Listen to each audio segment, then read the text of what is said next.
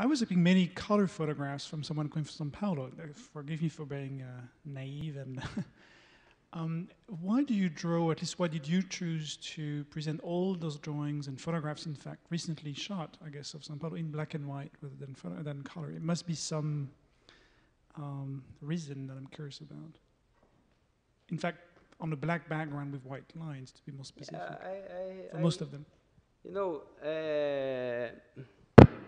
I had some, for instance, the pictures of the path, it was colored, and I convert everything to black and white. But it's funny because, and the drawings, of course, everything that I had is black and white. Here, in this house, I had both, but I didn't choose here, I just take from the photographer. It's in a way a coincidence, but in the path I walking through downtown in the city, I prefer to convert because I think that it was more, maybe it is more clear like that. The color really, it comes very first to our attention, so it was not so easy to realize the bridge crossing on the back of the picture, but it's not. I don't think that there is a strategy. But there is a funny thing that is not easy to realize. Some of those Copan pictures are colored. But the city is so subtle in that perspective that is not easy to realize. If it was real, it's so colorful, you have no doubt. In São Paulo, in some pictures, it's not easy to know. But, well, I know I don't answer exactly, but.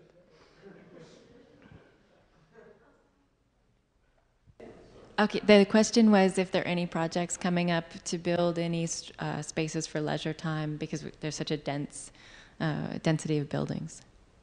So any parks, yeah. Recreation. No, now, well, we know working. The studio that we did with Peter at GSG in Harvard was exactly about that. São Paulo has the city doesn't reach the standard of green area. It's pretty. We have to find our garden in between buildings, and but I think that we are going to be more and more able to do that. But it's a kind of hard city in a way. I like it very much, but it takes a lot of time. No, I mean it's a problem in São Paulo, I think. Mike, you explained that São Paulo was built from the outline design from Indian origin in some way, no? And however, quite sure at the time, the development technology, the design was very good for them. But how do you explain how, along the time, the development of the city didn't in some way took an account the technology, the advanced technology, the modern media of transportation, and the city grew up. I have been in São Paulo sometimes, so it was difficult for me even to work in the office because of the noise on the street, and it was 10 or 15 floors up. How the people, the architects who developed the city didn't adjust the design to possibly extrapolate the technology where they were at the time where we were doing the construction. No, please bear it. I don't know if I understand pretty well. Please be patient one more. I can speak in Spanish. No, it's fine. Okay. I say, as you show, certainly it's dramatic to live in a big city like São Paulo, for example, where you show 2,000-kilometer elevator. So, why was building so tight without taking account the at that different time develop in the city. How did they make the building more open, the city more, taking account that the evolution possibility in the future. I would say it was a lack of vision in the future, or just it was something else that they build the building one beside the other without any possibility to really take into account the quality of life of the future people who live in the city. It's if I maybe there are some information that I don't know if it could clarify to say I don't know exactly how to answer, but some. When the new bridge was inaugurated in 1938, the city was a 1 million people city. When the old bridge in 1991, it's 50 years after. When the new one was inaugurated, the city was 1 million people. When the 50 years later, 1,500,000 people cross the bridge every day. So the city, it's not growing anymore, not in that rate. But I mean, a city that grows in this way, it just happened because it's a lot of, it's a completely, I don't know if the word is out of control because it's planned, but the population that was expelled from the countryside, from the north, from the country to come to São Paulo to be, to make the industry of our city, but it was a policy. But it was a policy that could not be acceptable.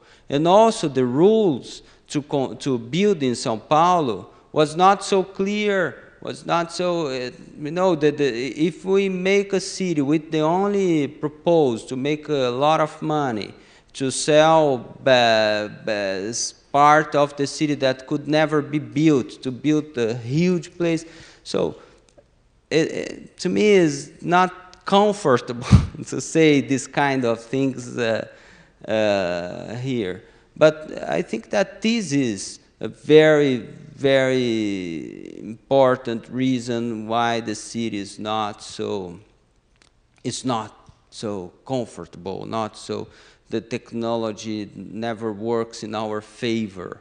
You know, this is, I think that we feel there several times that everything that we think we thought to protect, to make the city better, but in a way it happened in any place.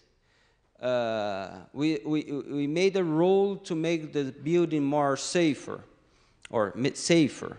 The next day it starts to work against us. But in Brazil, even this norm was not well done. I hope that we are doing better now. One reason is because São Paulo City is not growing anymore, not in that rate. So I think I feel that the city is better and better. The whole city was built and the infrastructure were never remodeled, or the infrastructure. That guy that made the project, the city, he was building avenues over the rivers. All our rivers were converted in an avenue for cars. But they kept exactly the infrastructure they had before. So in 1938, they started to build avenues, and they kept all the sewage galleries that had 100 years in that time. So the city flooded, and we had to find a more responsible way to act there. I think that we have to find better rules. But this is very hard because we know exactly what to do. It's not in my opinion, and the work that I tried to do was not, I was all the time thinking about this and at the same time avoid to state too much. Because it's not, I don't think that is exactly a topic of architecture, you know, I mean, it's like a law. 10 years ago in Brazil, it was quite common in a lecture to ask, but did you consider access to everyone? Wheelchair and so on. But, and in that time, we are starting to apply a new law to provide accessibility for everyone. But after you have the law, this is not anymore matter of choice. And so the problem comes, and in the second time, it doesn't belong to architecture anymore. So I think that this agreement, it's concerned to the whole society. And we have to have there, of course, that here is much, much, much, much better. But even when we have this, trying to show what is my point that I would like to say, even if we achieve this agreement in a very good standard, the problem about architecture will be kept exactly the same, because we could rule a city completely to prevent disaster, to make our life safe, comfortable, but if the fact that we are alive doesn't make difference, to me it's very scary, you know. I could, I mean, there is one point where the fact that is you doing a project and and anyone else has to make a difference. This difference, it doesn't have to be too much. It's a very small things when we can act as a person, but I think that we should not lose that. We like to talk, that I think that the problem very hard for architects nowadays is that we face this lots of research and a lack of meaning, you know. In some place, the research are much more than others, but it doesn't feel the lack of meaning. So I think that we are in a very in-between situation. Several times when I think about São Paulo, my will would be to restart everything, you know. It would be, but it's not possible anymore. So I try to find in the structure that we have what we could, which meaning I could find in that place, that like if I have never the possibility to live in another place. I don't know. Thank you very much. You had a slide 2/3 of the way through, which was headed violence, and you talked about the inequality of São Paulo. There is a very famous photograph of a high-rise building on which every single apartment has a swimming pool, right next to, and it's not a fake photograph, right next to a slum, an informal settlement. And it's wonderful to think about buildings and about designing buildings. You sort of tailed off in your sentence about saying it's very difficult. Crime is an issue for São Paulo. There has actually been a big drop in crime in São Paulo in the last 10 years, quite dramatic drop. And what you didn't talk about is what an architect and someone who's thinking about the city can contribute to the other part of the city, which is living in the informal sector and doesn't live with an elevator or a swimming pool. I know this picture. And I always, when I see this picture, no, that one that the swimming pool is in a spiral. No, and I always, when I see this picture, I think that that building is much worse than the Islam that are behind, you know. And it is. I think that is worse in a statical way, but is worse also because it's much harder to be changed. You know, this is, I told you, this is the hardest problem in Brazil, and I really don't know to each part of that wall I belong most. I can, you know, my town and my friends, I don't know which one is more my world, but both of them. It's crazy because when we look to these cities, just to say something that I don't know if can add, or we tend to think that there is the Islam, there is the city. But inside that building, everyone that works live in that slum. Inside that slum, there is a drug dealer that earned 1,000 more money than the guy that built that whole building. I don't know exactly where is the wall.